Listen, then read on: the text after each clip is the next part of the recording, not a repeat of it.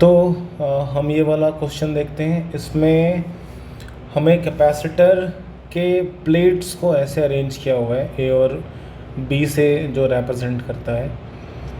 तो यहाँ पे देखा जाए तो पोटेंशियल ए है, इस वाले पॉइंट पे पोटेंशियल ए है। तो अब क्योंकि यहाँ तक वायर जा रहा है तो यहाँ पोटेंशियल भी ए होगा और इस वाले पॉइंट पर भी पोटेंशियल ए होगा। पर यहाँ तक ये वाला वायर जा रहा है तो यहाँ पोटेंशियल कुछ बी होगा।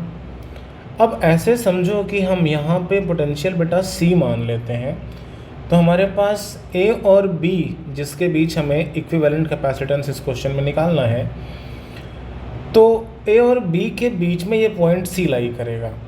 ठीक है, अब हम क्या कर सकते हैं, इस क्वेश्चन को रीड्रॉ कर सकते हैं, फिर से एक बार इसका चित्र बना सकते हैं कैपेसिटर को प्लेट को लेकर के।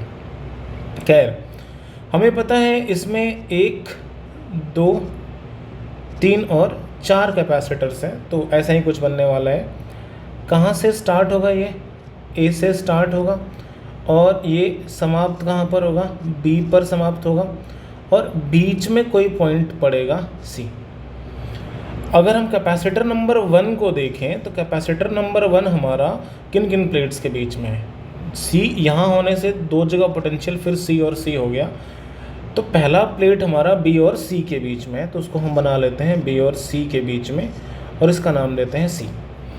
दूसरा प्लेट अगर हम देखें तो हमारा दूसरा प्लेट है बी और ए के बीच में, तो हम दूसरा प्लेट ऐसे बना लेते हैं बी और ए के बीच में और इसका भी कैपेसिटेंस कितना हो गया, सी हो गया। 2 प्लेट हमारा हो चुका है। तीसरा प्लेट अगर देखा जाए तो ये ए और सी के बीच में है, तो तीसरा प्लेट हमारा बन गया ए और सी के बीच में, इसका भी कैपेसिटेंस सी है।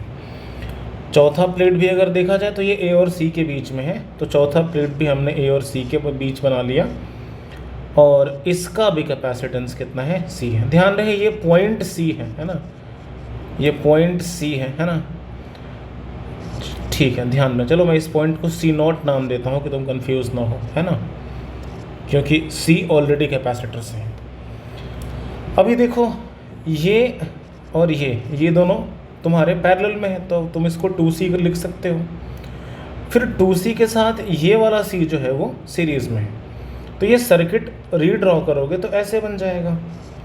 यहाँ पे हो जाएगा 2C, फिर इसके बगल में क्या हो जाएगा, C, और यहाँ पे नीचे कितना हो जाएगा, C हो जाएगा। ठीक है, अब देखो इस 2C और C को सॉल्व करो, तो इसको सॉल्व करोगे तो क्या लिखोगे, 2C इंटू C, नीचे क्या लिखोगे, 3C, तो ये कितना हो जाएगा, 2C/3।